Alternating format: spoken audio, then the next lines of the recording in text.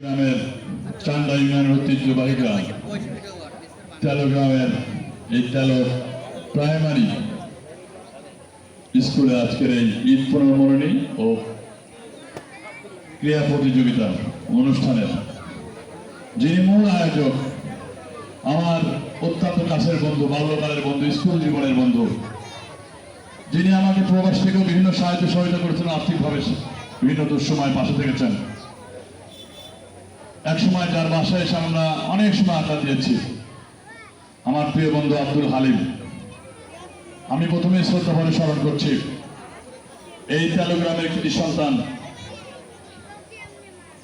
তেলোর মানুষের যিনি এক সময়ের জনপ্রতিনিধি ছিলেন, যিনি তেলোর মানুষের ভাগ্য উন্নয়নের জন্য অনেক কাজ করেছেন।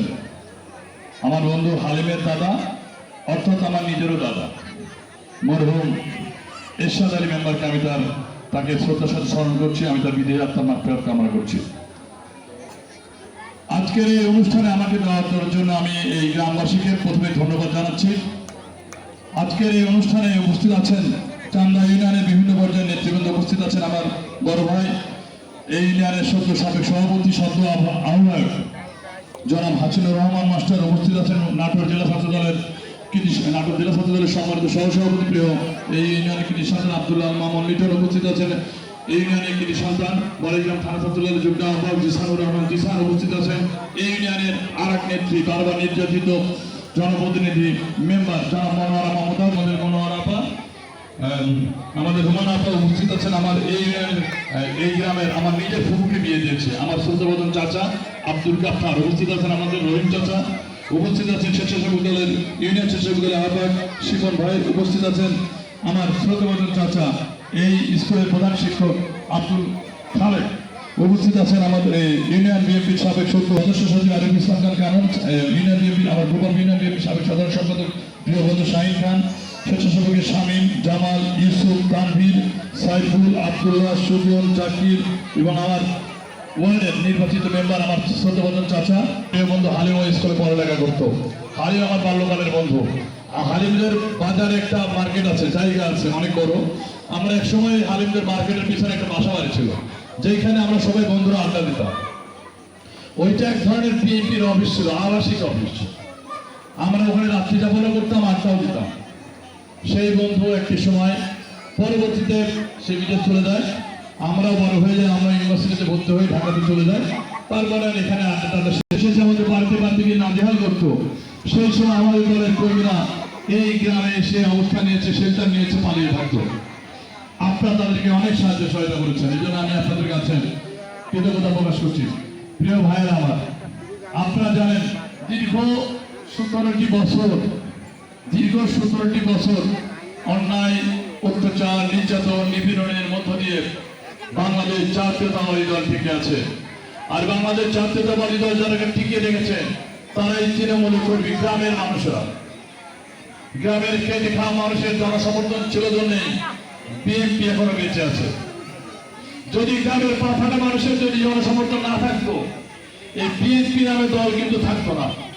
হত্যা মামলা দেওয়া হচ্ছে, মিথ্যা মামলা, যার ব্যাংক অ্যাকাউন্ট দীর্ঘদিন জব্দ করা ছিল, বন্ধ ছিল, তারপরেও তিনি বিএনপি ত্যাগী নির্যাতিত নেতাকর্মীদের পাশে থাকার সর্বাত্মক চেষ্টা করেছেন। বিএনপির এমন কোনো নেতাকর্মী নয় আওয়ামী লীগ দ্বারা নির্যাতিত হন নাই, পুনরুত্ত বরণ করলেন, অনেকেই নিহত হয়েছেন। আপনারা জানেন নাটোরের এই বড়াইগ্রামের সবচেয়ে জনপ্রিয় নেতা শহীদ সানানুর বাবু, যাকে প্রকাশ্য দিবালোকে পিছিয়ে হত্যা করা হয়েছে, হত্যা হয়েছে। কিন্তু আমরা আওয়ামী লীগের উপরে ধরনের পৈশাচিক নির্যাতন করতে চাই না। এখনো আওয়ামী লীগ বহাল তবিয়ত আছে, তারা তাদের বাড়িতে এখনো ঘুম পাচ্ছে, তারা এখন তারা ব্যবসা পরিচালনা করছে। আমরা তাদেরকে ভুল আল্লাহর কাছে আমরা বিচার দিতে চাই। উপর আল্লাহ এই অন্যায় অত্যাচার বিচার উপর আল্লাহ তরফ হবে। যেমন শেখ হাসিনা এদেশের মানুষের উপর অন্যায় অত্যাচার করেছিল জন্যই এদেশে আল্লাহ বার করি আল্লাহ কিন্তু তাকে উচিত শিক্ষা দিয়ে দিয়েছে। আল্লাহ তাকে উচিত শিক্ষা দিয়েছেন। খালেদা জিয়াকে বন্দি রেখে তাকে হত্যা করতে চেয়েছিল, কিন্তু শেখ হাসিনা আজকে নিজেই হত্যা হয়ে গেছে।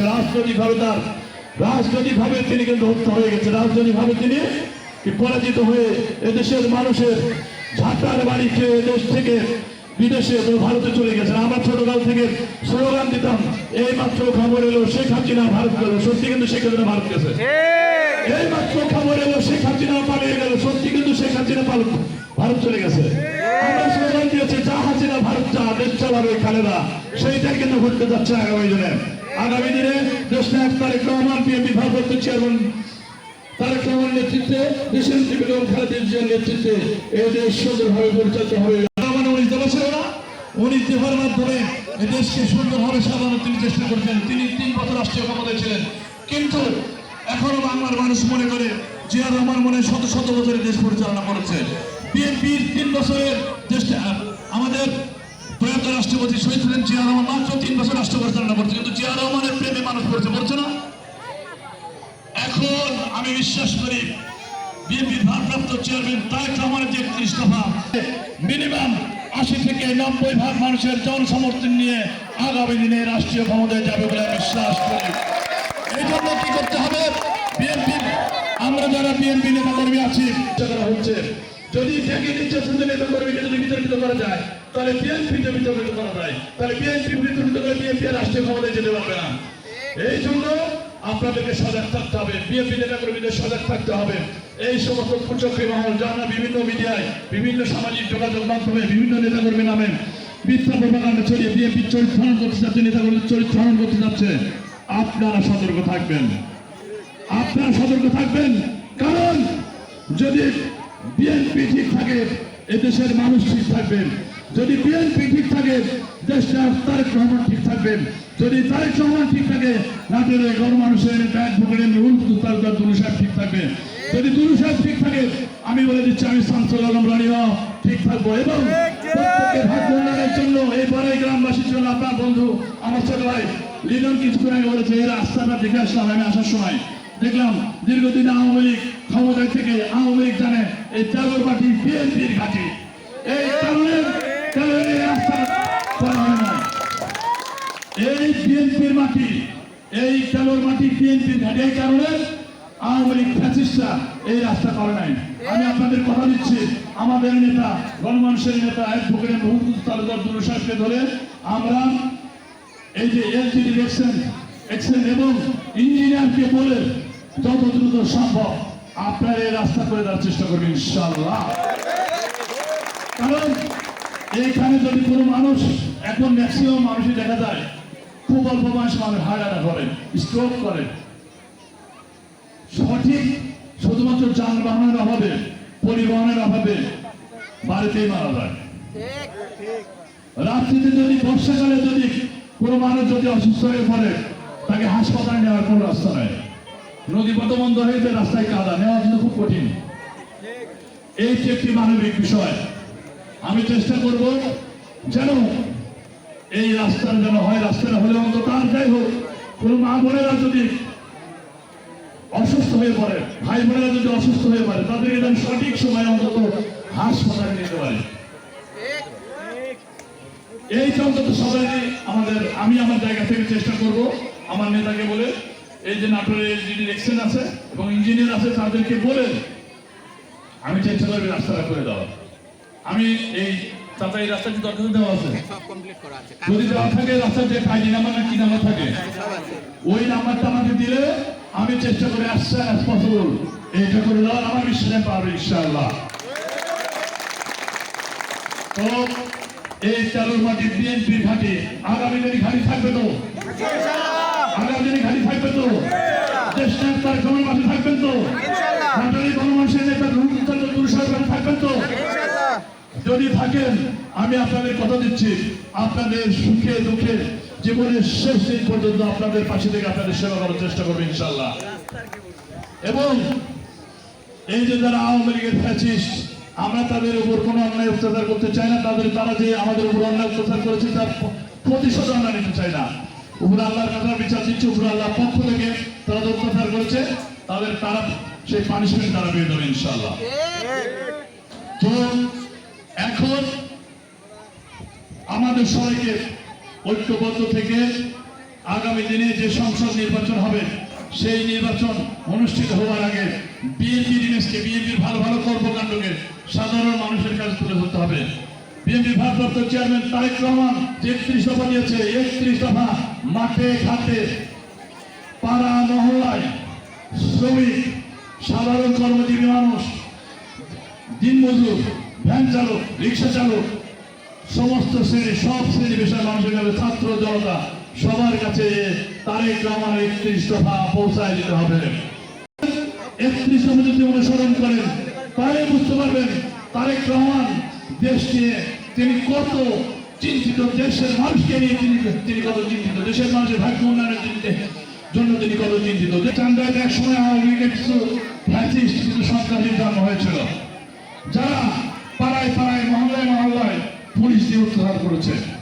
আমি বিভিন্ন সময় আন্দোলন সংগ্রাম মিছিল করেছি, এই মুরব্বীদের ডাকি নাই, কারণ আমি দেখেছি একজন 70 বছর, একজন 60 বছর, একজন 80 বছরের মুরব্বীকে যদি ডাকি তার বাসায় গিয়ে আওয়ামী লীগের লোকজন পুলিশকে বলে দেবে ওই দেখেন জব্বার ভাই, ওই দেখেন মদিন ভাই, মদিন সাহেব মনে হচ্ছে বিএনপি মিছিল করছে, পুলিশ গিয়ে পার পেছন রাত্রে 2টার দিকে যদি করে না রে, তখন কি সেই লোক লেকচার দিতে আসে নাই। অনেকেই মঞ্চে এসে শুধুমাত্র বয়ান মেরে এখান থেকে নেমে যায়, তারপরে আর তার খোঁজ পাওয়া যায় না।